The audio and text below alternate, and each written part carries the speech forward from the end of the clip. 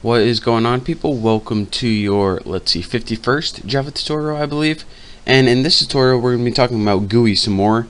And unlike last time where we built a GUI that looks the same on every single operating system, like if you ran it on a Windows operating system and a Mac, it would look the exact same. What we want to do is we want to build an interface that when you run it on a Windows machine, that it inherits all the look and the feel of a Windows program, and when you run it on a Mac machine, it uses all the buttons and toolbars and title bars and windows as a Mac.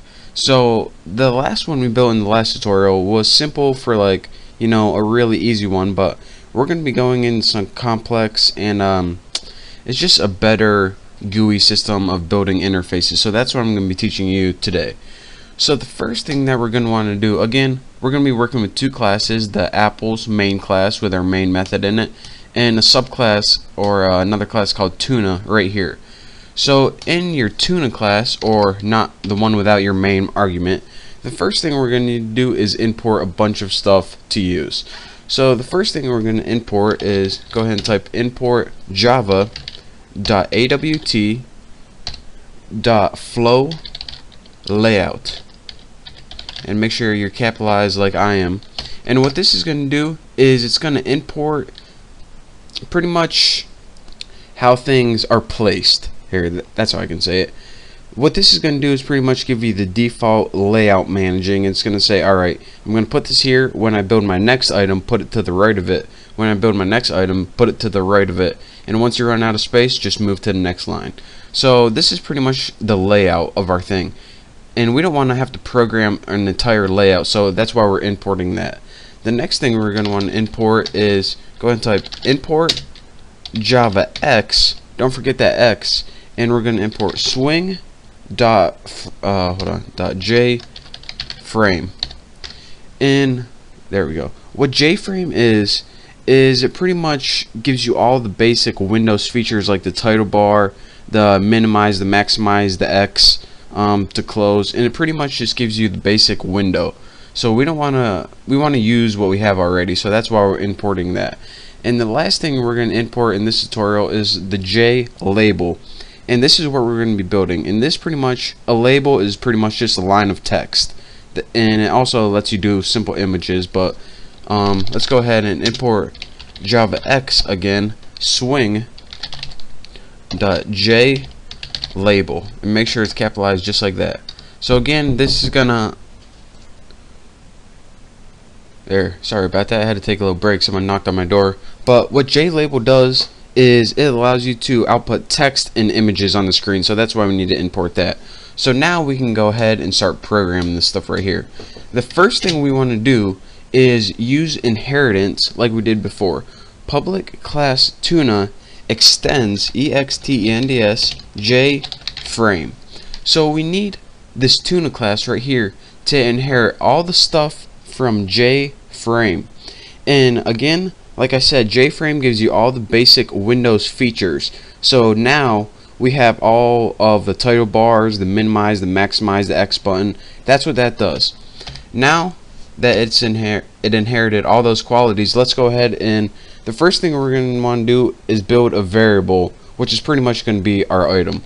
So let's make it private, and let's just go ahead, J label, that's what type it is, and just name it like item1 or something like that. And this is pretty much just going to be the item that we're adding. I mean, you need to name it something, so why not item1?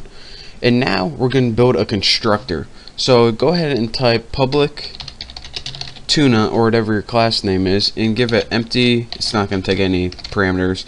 And the first line in our constructor, and I spelled Tuna wrong, the first line in our constructor is the title of the window. So let's go ahead, and how you do that is you put super, and the only argument it takes is the title. So this was going to appear in the title bar, the title bar. Let's just go ahead and put that. So that is how you add a title to your window. The next thing we're going to want to do is set the layout, which is pretty much the default layout. So go ahead and put set layout, and all of these methods like super and set layout, These are imported whenever we imported everything. So set layout, and as a parameter for this, let's just go ahead and put new flow layout right there. And what this does is pretty much give us our default layout. So this adds a title, and this gives us the default layout. So now let's go ahead and start building the actual item that we wanted to build. So again, we already named it item 1. So let's set item 1 equal to new JLabel. And remember labels are pretty much just text. So this is how we put text on the screen. And the argument for it is what you want to output on the screen. This is a sentence. Make sure you spell it wrong. And now we pretty much just have an item that says this is a sentence. All we have is text on the screen now. Now we can add some functionality to our item. One thing we can do is make a little scroll box pop up when you hover over it. And that scroll box is actually called a tool tip text. So we can take that item 1 that we just built and set tool tip text like that. And now our argument is what's going to appear when we hover over it. So what do we want to appear? This is gonna show up on hover or something like that. So now we built a line of text on the screen, and now when you hover over it, this thing's gonna pop up, and we use that putting the set tooltip text method. A little tongue twister. And now lastly, the last thing we want to do is add the item to the window. We made an item, we have a window, but we didn't add the item in the window. So that's easy. All you have to do is add item 1. So again, don't forget, it just doesn't automatically add it for you. You have to actually add it. Why they did that, I don't know, but that's what they did. So now we have an item in pretty much our tuna class is done. Now go over to your main apples class right here, and we can go ahead and start building the object for that, or calling our tuna class. So the first thing we're going to need to do is import one thing right here.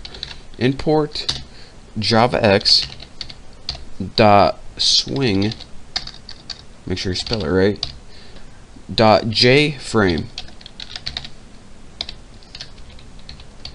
And again, like I said before, this pretty much gives you all the basic Windows features. So now let's go ahead and start building an object for tuna. I'm just going to name my object Bucky equals new tuna, or whatever your class is. Not going to take any arguments. And now you need to do a couple things to this object, which is pretty much the window with a line of text in it. What we want to do is set, and this is really important, set default close operation right there. And what we need to put in here is how we want our program to close. So put jframe dot exit underscore on underscore close, all in capitals. And what this does is whenever we hit the X button, the program terminates. If you don't have this, then your program is gonna be messed up whenever you hit the X button. Is my screen recorder still running? Alright, just checking. Now what we need to do is set a size for that object or a window. So again, put Bucky dot set size. Let me see how much time I got left. 2 minutes. So this is gonna go real quick. Bucky set size, and let's just put it like 275 by 180 or something like that. And now the last thing we need to do is Bucky set visible, and I'm gonna do this real fast. Set true, and this pretty much means so you can see it. Now let's go ahead and run this, and what we got right here is this is a sentence, and when you hover over it, it says this is going to show up on hover. So again, that's what we built right here. This is a sentence, put the title bar at the top, and when you hover over it, this is going to show up on hover. Now I only have 30 seconds left, so I can't talk you through how we did this all again, but make sure you're watching the next tutorial. We're going to be putting more stuff in here, and I'm going to be explaining how we did everything. But again, like I said, I don't have time to do this tutorial because YouTube only lets you upload 10-minute videos. So thank you guys for watching, and I will see you next tutorial.